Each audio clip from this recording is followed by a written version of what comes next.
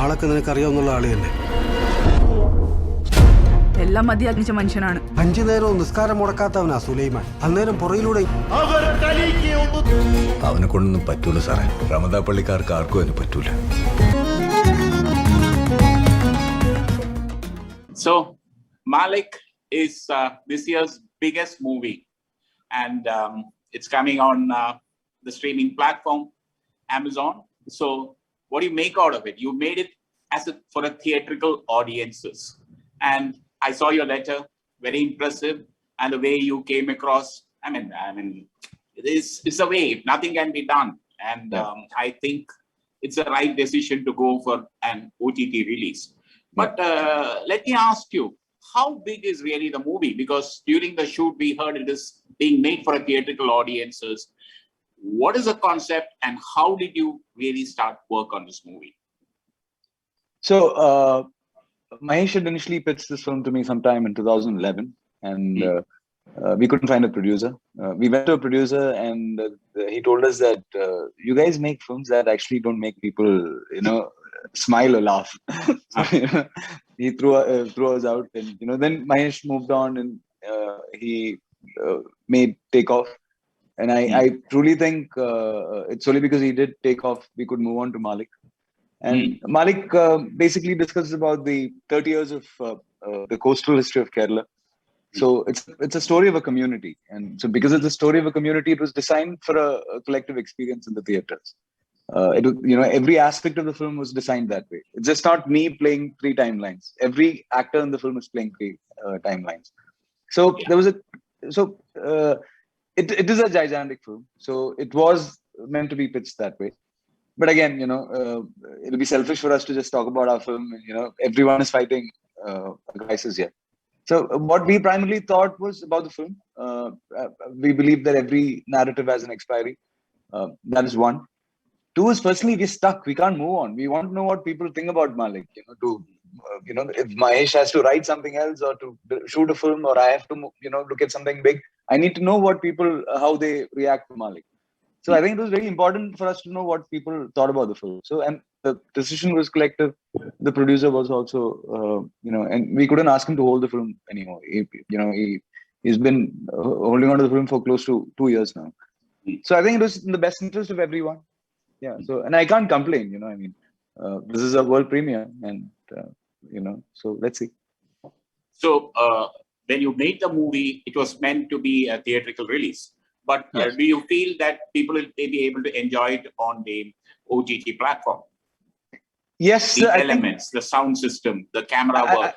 I think it's even bigger now, because I believe that a film like Malik would have multiple viewing, in the sense that I believe that people would go back to the film. It's a kind of film that will grow. So I think there are a lot of positives also if you look at it now that Malik is coming to OTT. Okay, and your third film with Mahesh, what is it that both of you, there's some kind of chemistry or something, crackling chemistry, let's say that. Takeoff, See You Soon, and now Malik. 3. How do you give him such good dates? It's like, when you go with a close friend to a particular space you like, you don't actually count how many times you went there. It's just that you like the space, So I'll never count the number of films I'll do with Mahesh, because I primarily think we are not doing just film cinema. We are doing a lot more than that. We are discussing so many other things. I think we eventually land, sort of settle down to a film. But there are so many other discussions that we go through to get to a film. So that is what I love that conversations with him, and I love that interactions with him. I always, I know he's there for me always, and so it's easy, very transparent. He comes and tells me a story. Tomorrow we're shooting. You seem to be very comfortable working with him. Can be seen in the... I've read your article as well. I've read your article about me, doing only films with my friends. That's exactly...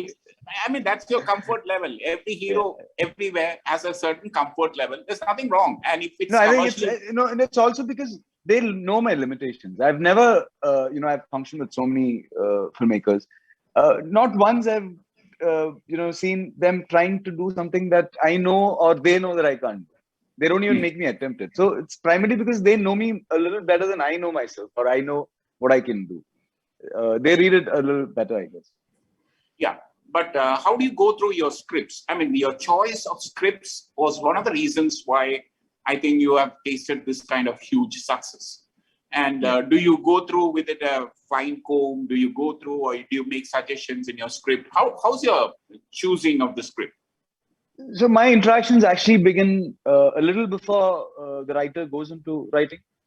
So for example, with Mahesh, before he starts writing, there's a session that we sort of explore. Then we sit after he's written the first draft.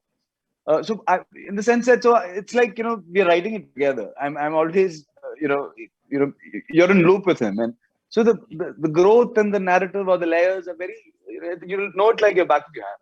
So I think it's knowing the script that's more important. That's the most important thing. It's like, my dad always says, I just expect my actors to know their lines when they come to the sets. And it's changed a little more. Now they need to know, I think, the graph of every character, not just your character. I think, now performance is more complementing. My performance would totally depend on the other actors in the same scene. So I think that collaboration is what is I look for that in a film before I get into a film or before I choose a script. I enjoy the process, and it's the energy the process gives me that actually takes me to a film. Why did you take subject like Malik, in the sense that it's shot in coastal Kerala? I mean, supposed to be in coastal villages.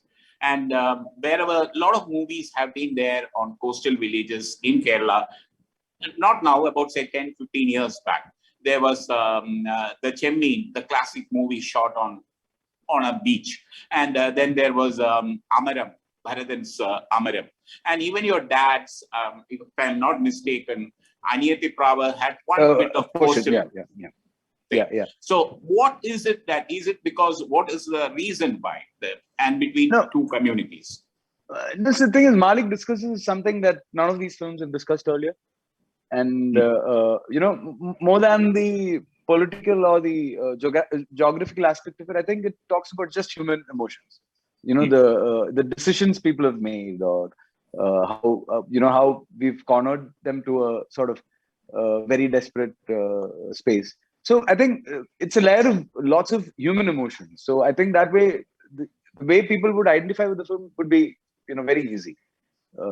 People are aware of such things, I guess.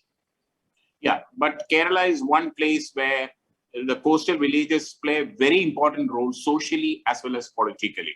And there's always that simmering differences, simmering tension, especially in places like Bhimapalli or in near Ernakulam villages, coastal villages. There are a lot of tension happening.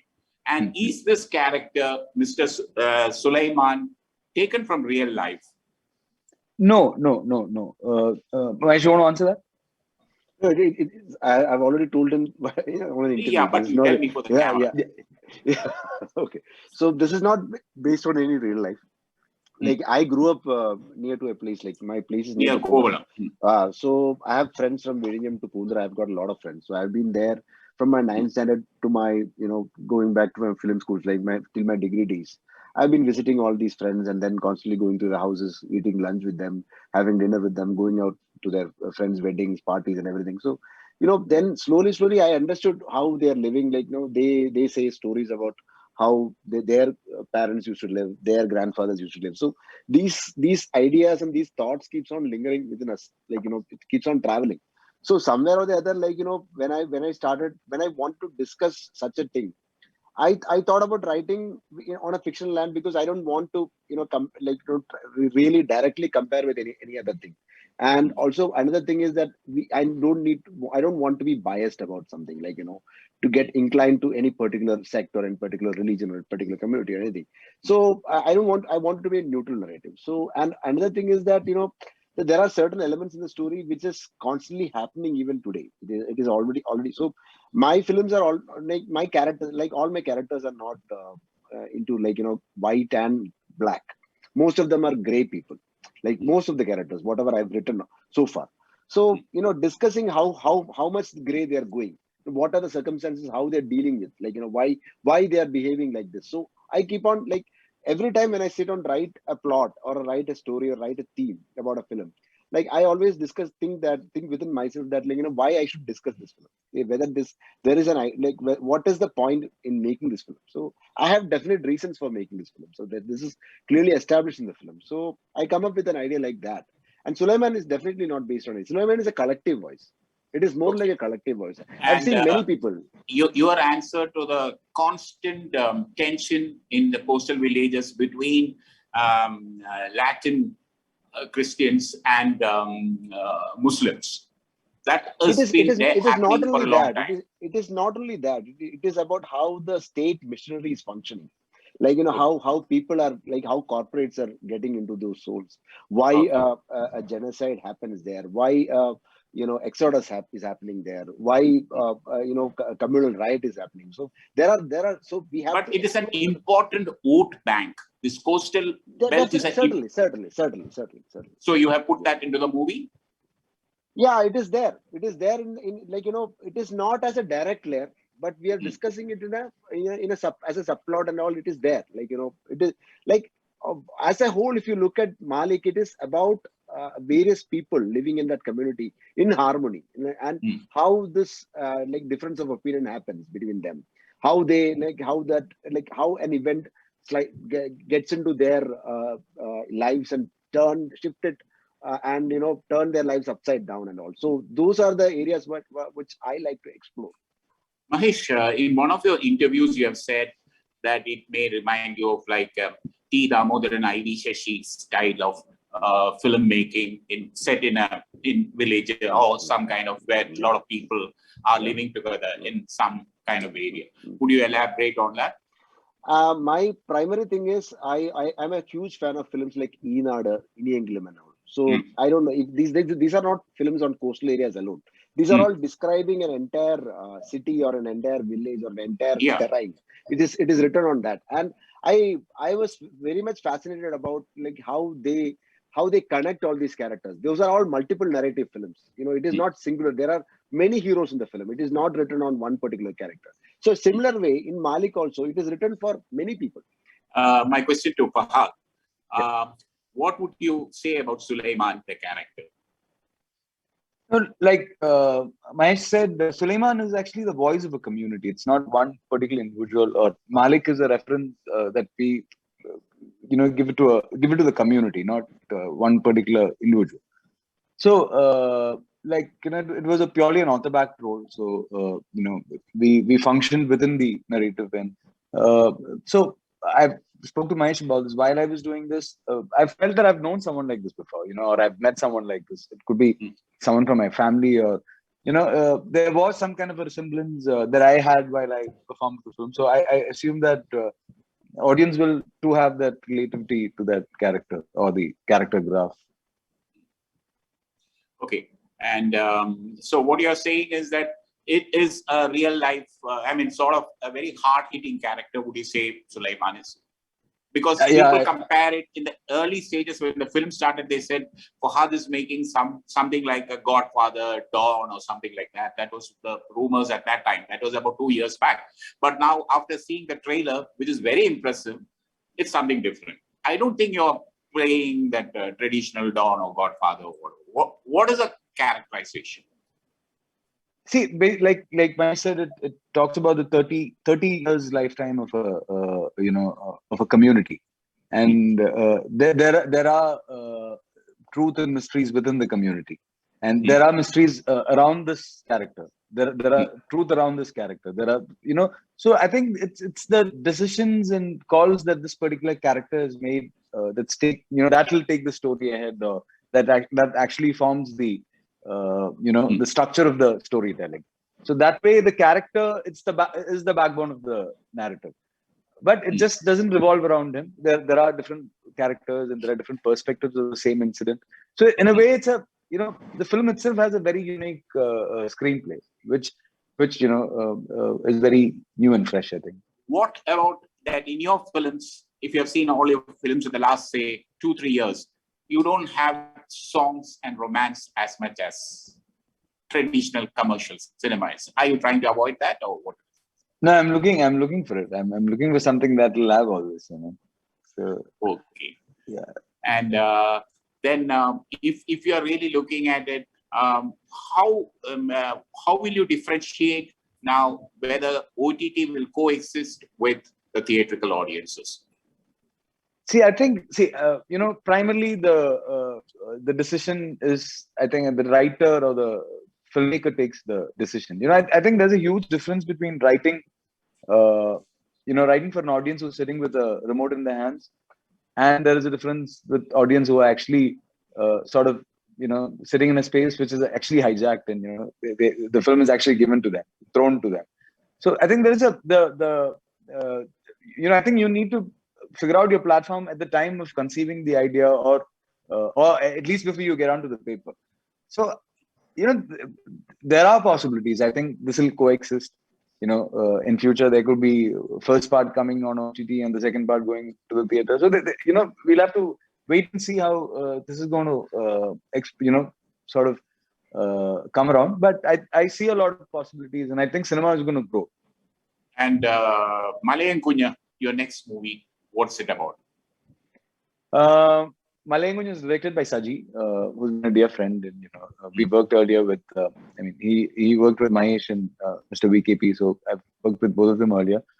So Malayang basically, it's too early to reveal anything about the film, but it is a very exciting, relevant film. That's just what I want to leave it there, and I want to finish the film and come back to it. And Pushpa? Pushpa, I'm going to join after Malayang.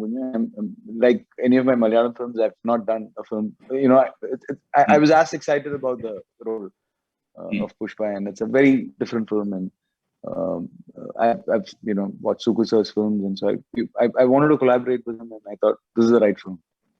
And then finally, Vikram, how excited are you? Are you to do a movie with Lokesh Very excited. and Kamal? Yeah, very excited. Very excited. I'm waiting to shoot with Kamal sir. And when are you doing that? Immediately after Pushpa? Immediately after Pushpa, yes. And they're starting sometime this month. Yeah. Okay. All the best, and let's Thank hope you, sir. Thank you. Thank you. You continue to rock. Thank you. Please write about the film after you watch it. Please. Thank you. Sure, 100%.